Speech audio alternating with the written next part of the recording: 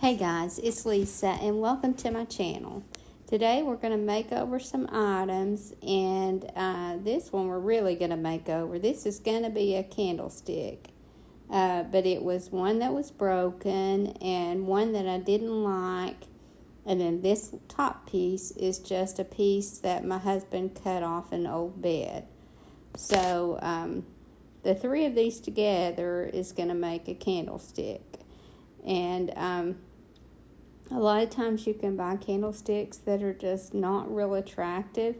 Maybe they don't have the look that you like, but you can cut them apart and combine them and make really pretty candlesticks. So if you have access to a chop saw, they're real easy to cut with that.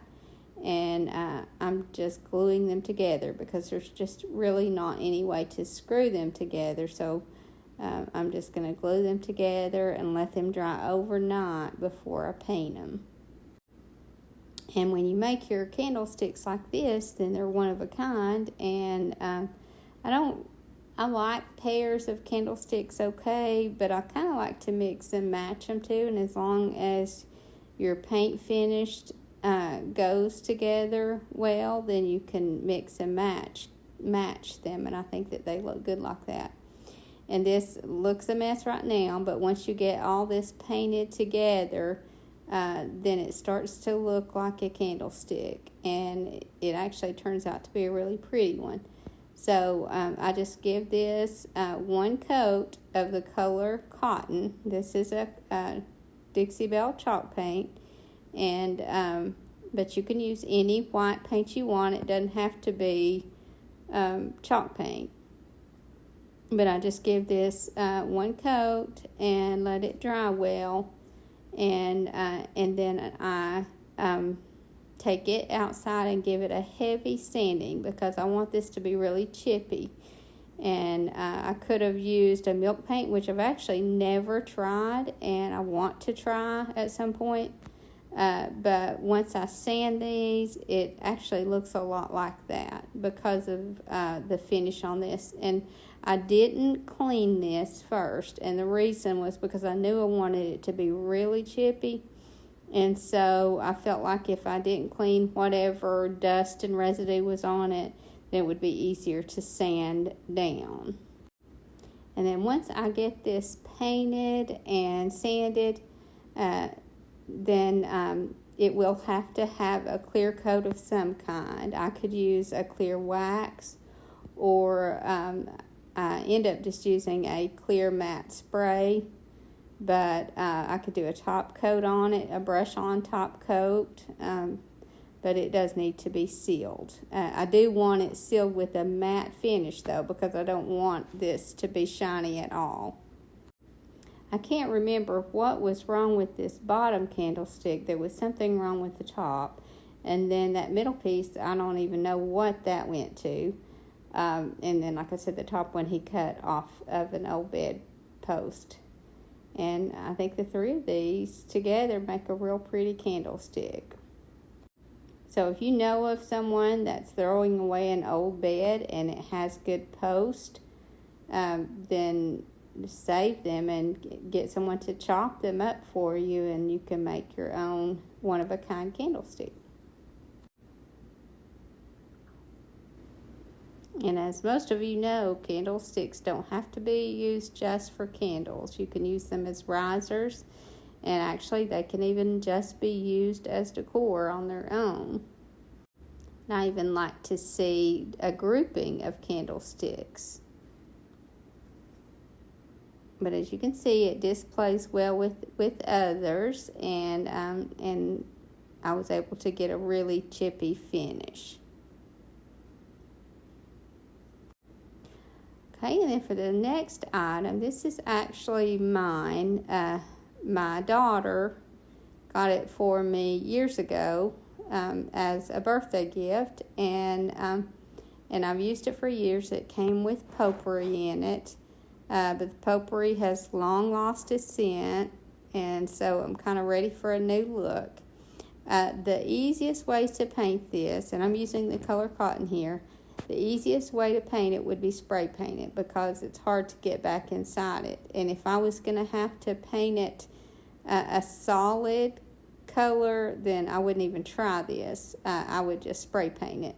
But I don't want it to be a solid color. I want it to have a really rustic look to it. So I'm just kind of dabbing that paint on, and I'm going to miss places. It's not going to cover well, but that's okay. That's the look that I'm going for. I want it to look like it's kind of chipping off and not completely covered, so it works out well for me.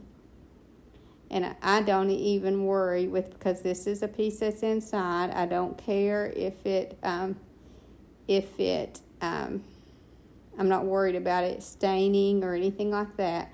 So I'm not even going to top coat this one. It's mine, and I know where it's going to be used, and I don't even worry with putting a top coat on it. So once I get this painted, then I just let it dry, and then I'm going to change up what is inside this. So I guess, in a sense, I'm using this little bird as some sort of a cloche. I guess you wouldn't call it a cloche, but I'm going to use it to put some decor in. And I know it sounds odd, but I've decided I want to put a nest inside this bird. So I'm just going to make a nest that will fit inside it and put some eggs in it, and that's how I plan on using this.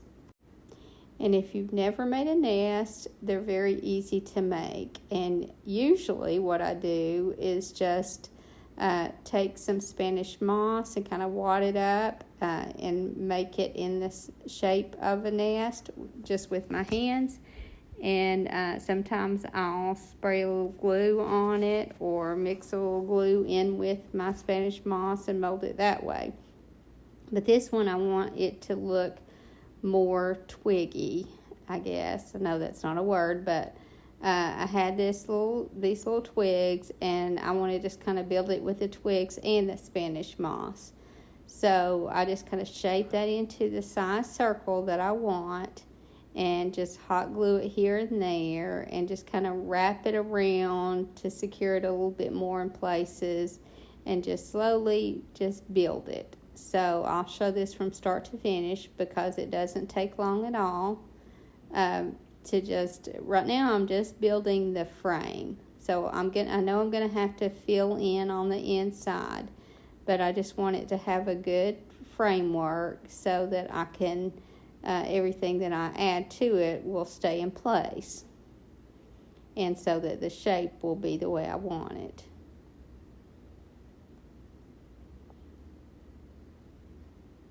So I got these twigs. I actually didn't get these from the yard. I got these in some floral that a friend of mine gave me, and I just kind of pulled it out of the garland and used it. But you could use part of the stems of old faux flowers, or you could use twigs from the yard. Or, you can even build these with just the Spanish moss. I just wanted to make it a little bit more sturdy and give it more of a realistic look. And this is just a little piece from some floral here. And because birds make nests with different materials, so I didn't want this to be the same material all the way through. So you can add little leaves here and there, and just whatever you want, because I've seen birds even make nests with paper before. But as you can see, I'm not speeding this up, and I'm not skipping any, and they really do come together very quickly and very easily. I think nests are really good to add to some of your fall arrangements. I use them a lot in the spring, but I even think in the fall they look nice in some of your fall arrangements. Like I said, if you don't have this material, then just go in your yard and you can find these little bitty skinny twigs that the wind has blown off, and just use those. But here I'm kind of wrapping it around the bottom just to kind of fill in more. At this point you can do that because it already has a good framework. So this just kind of helps fill in and keep some of that moss in place.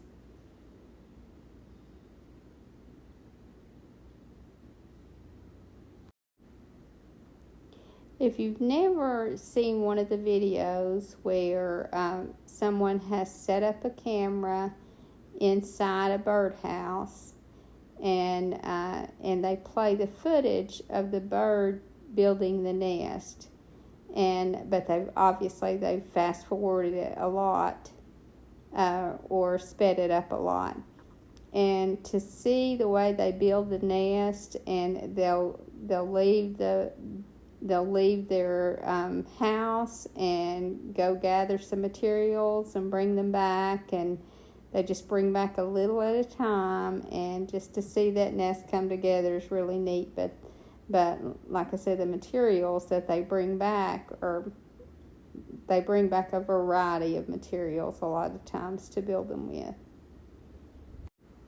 And now every little nest needs some eggs, so I've got these styrofoam eggs that I got at the Dollar Tree last Easter, and I've just pulled that little hanger out of them. I think that what they're for is to hang on the little miniature trees, and I just pulled that little styrofoam hanger out and painted them white. And now I had already done that before, but now I'm adding white to them again because I'm going to add some of the color sea glass to this. Any light turquoise will work, but I wanted them to be wet when I painted them with that sea glass so that it would mix with this white and give it a better look. So, and yes, this is a messy job, and I know that there's a lot easier ways to do it and a lot less messy ways, but this is the quick way for me, and I can wash my hands, and it won't slow me down as much. So you don't have to be careful with these. I just lay them down wet because I don't care that they get that they're not perfect, because I don't want them to look perfect. Once I paint this on here, then I'm gonna add some more to them anyway, so I like the layered look. And I usually try to do these eggs in 3. I just feel like they look better that way. If I can fit 3, then that's what I'm going to use here. And once I've got this painted on, then I'm just taking some brown wax, the kind that's liquidy, and mixed it with a little bit of water to make it even more liquidy. And now I'm just kind of taking a stiff brush and just flicking those little specks on there. So I flick it on one side and then turn it over and get the other side, and that just kind of gives it more of a, I don't know if a robin's egg has those little specks on it, but I do like the looks of the little speckled eggs. So just let those dry and put those in the nest with the little bird, and then this one will be complete. And then for the next item, a friend of mine brought me some little planters, and I thought these were really pretty, but they have kind of an old world look to them with this yellow on them, so they need to be painted. They're really good, heavy, high quality planter, but I want to use these myself, and I want them to be white, so they're going to get that same color, cotton, and that's a Dixie Belle color. And so I just give these 2 coats inside and out. And then once I get them painted and they dry well, then I give them some sanding also. And I get a little bit of bleed through that looks like rust, which I really liked, especially on one of these. and that just kind of added to the old look of them because I didn't want to take away from that. So I was really happy with how they turned out. And then I did have to spray these with a clear matte sealer. And I don't plan on putting any real plant in them, so I'm not going to worry with doing any heavy sealing of them. Actually, if I was going to put a live plant in it, I probably wouldn't paint the inside anyway. And like I said, I did get a little bit of bleed through, especially on one, but I felt like that just added to the look that I was going for. So I wasn't unhappy about that at all.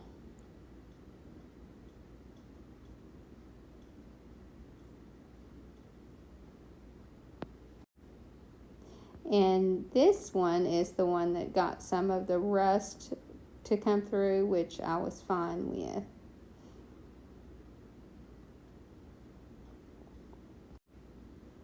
And then the last item I'm going to do is this little basket. And it was the raw basket material. But this particular basket, the round flat ones like this that are more like a tray, are my favorite baskets to find because they're so versatile. I think they make a real pretty piece for the center of your table, a small table, and I think they make pretty trays for your coffee table area. And this one is going to go in my bathroom once it's complete. But I didn't want that raw wood, and this is just going to lightly stain it. I'm using Waverly dark wax here, and if you've ever tried it, it has kind of a reddish tint to it, which I don't like at all, but I add some black paint to it, and then I water it down a lot, and that's what I am staining this with. So I would say twice as much water as you use of the Waverly wax, and then maybe just add black until, try it on a piece of wood or something, and add black until you get rid of that red. And I think I used maybe a couple of tablespoons of the black here. And this looks darker than it's actually going to be. I just painted this on good. I soaked it good, so make sure you protect your surface. This is just a little white plastic tablecloth that I'm using, but make sure you protect your surface well because this is a messy job, but it cleans up very easily. So just protect your tabletop. So once I get this painted on here, then I just take a rag and wipe it off good, and then that's all that I do to this. And I just love the simple look of this little basket. So like I said, anytime that I see these, I'll pick them up because they are definitely my favorite basket to find. And I love baskets, but like I said, this is my favorite. Now I know this is kind of an odd grouping of items that I'm doing here, but it's all items that I needed to get done, so that's the ones that I chose today. And I'm very close to being finished with my bathroom, so I'll be doing that video very soon. I hope you guys enjoyed this video, and I hope to see you in the next. Thank you so much for watching. Have a great evening, and God bless you and your family.